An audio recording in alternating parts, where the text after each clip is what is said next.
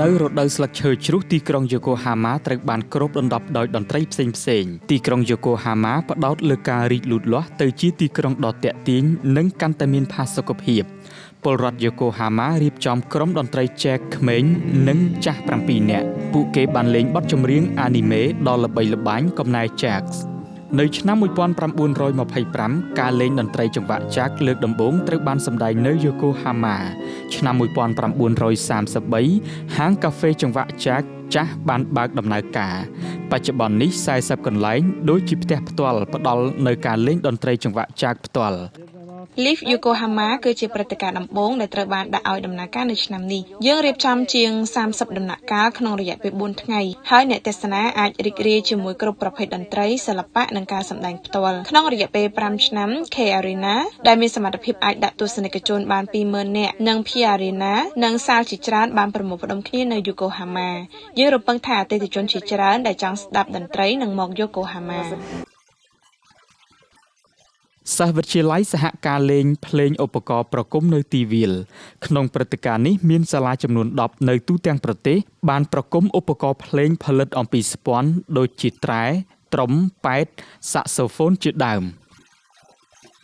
សិស្សក្មេងៗប្រគំតន្ត្រីប្រជាប្រិយជប៉ុនដែលមានអាយុកាល70ឆ្នាំមកហើយតន្ត្រីដែលជាទីស្រឡាញ់របស់មនុស្សចាស់បានក្លាយជាមរតករបស់អ្នកប្រគំក្មេងៗប្រជាជនយូកូហាម៉ាចូលចិត្តលេងឧបករណ៍ភ្លេង Yamaha បានផ្ដល់ស្តង់ប្រកួតប្រជែងដើម្បីរៀបចំឧបករណ៍8ប្រភេទមានវីយ៉ូឡុងសាក់សូហ្វូនដ្រាំជាដើមវាជាឱកាសដ៏ល្អមួយព្រោះខ្ញុំចង់ឲ្យកូនស្រីរបស់ខ្ញុំមានបទពិសោធន៍ផ្សេងៗវីយ៉ូឡុងមានតម្លៃថ្លៃណាស់ដូច្នេះខ្ញុំគិតថាវាល្អណាស់ដែលកូនស្រីរបស់ខ្ញុំអាចលេងបែបនេះបាន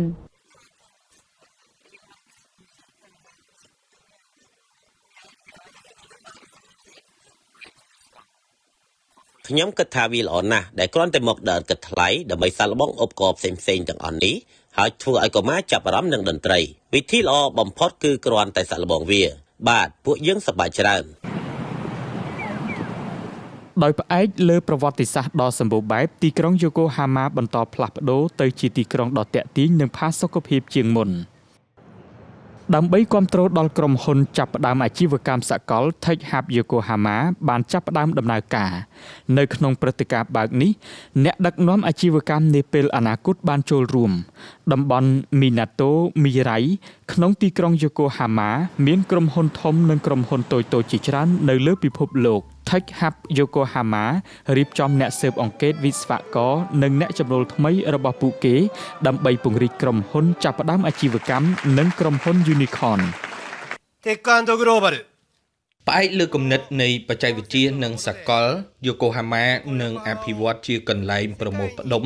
សម្រាប់ក្រុមហ៊ុនទើបចាប់ផ្ដើមបច្ចេកវិទ្យាដើម្បីប្រកួតប្រជែងទៅកាន់ពិភពលោកយើងក៏នឹងកសាងប្រព័ន្ធអេកូកម្រិតពិភពលោកផងដែរទីក្រុងយូកូហាម៉ាបានផ្ដល់ការគាំទ្រផ្សេងៗសម្រាប់ការចាប់ផ្ដើមអាជីវកម្មប៉ុន្តែបើប្រៀបធៀបទៅនឹងតំបន់តូក្យូមានបញ្ហាក្នុងការបង្កើតក្រុមហ៊ុនដែលមានឈ្មោះថា Unicorn ហើយចំនួនមូលនិធិមានតិចតួចតំបន់ Minato Mirai ទីក្រុងយូកូហាម៉ាមានមូលដ្ឋាន R&D មួយចំនួនធំហើយចំនួន R&D មនុស្សកំពុងកើតឡើងផ្អែកទៅលើ Tech Hub Yokohama មនុស្សផ្សេងៗគ្នាមានអន្តរកម្មនិងគាំទ្រយ៉ាងខ្លាំងដល់ការចាប់ផ្ដើមបច្ចេកវិទ្យាខ្ញុំគិតថា Yokohama ជាទីក្រុងធំមួយអាចប្រៀបធៀបទៅនឹងពិភពលោកជាការពិតណាស់មានក្រុមហ៊ុននិងសាកលវិទ្យាល័យជាច្រើនចំណុចតាក់ទាញនោះគឺថាមានមនុស្សទូទាំងពិភពលោកជាច្រើនតាមរយៈសកម្មភាពរបស់ Yokohama Connect ខ្ញុំចង់រួមចំណែកក្នុងការអភិវឌ្ឍសក្តានុពលនៃទីក្រុង Yokohamaយើងចង់កសាងសហគមន៍ដ៏ធំថ្មីនិងច្នៃប្រឌិតឯពាក្យគន្លឹះគឺបច្ចេកវិទ្យានិងសកលខ្ញុំជាមនុស្សចម្រុះដូច្នេះខ្ញុំមានប្រវត្តិជាជនជាតិអូទ្រីកនិងជនជាតិជប៉ុនដូច្នេះខ្ញុំទទួលស្គាល់ខ្ញុំជាអ្នកសាងសង់ស្ពានខ្ញុំពិតជាចង់ភ្ជាប់ទីក្រុងយូកូហាម៉ាជាមួយពិភពលោកហើយអ្នកដឹងទេពិភពលោកគឺមានការផ្លាស់ប្ដូរយ៉ាងលឿនអ្នកមិនអាចធ្វើអ្វីគ្រប់យ៉ាងតែម្នាក់ឯងបានទេ Tech Hub Yokohama ត្រូវបានបំពេញដោយភាពរីករាយក្នុងការបង្កើតអាជីវកម្មថ្មីទីក្រុង Yokohama បណ្ដុះការចាប់ផ្ដើមអាជីវកម្មសកលនិងក្រុមហ៊ុន Unicorn វានឹងក្លាយជាភាពតាក់ទាញថ្មីនៃទីក្រុង Yokohama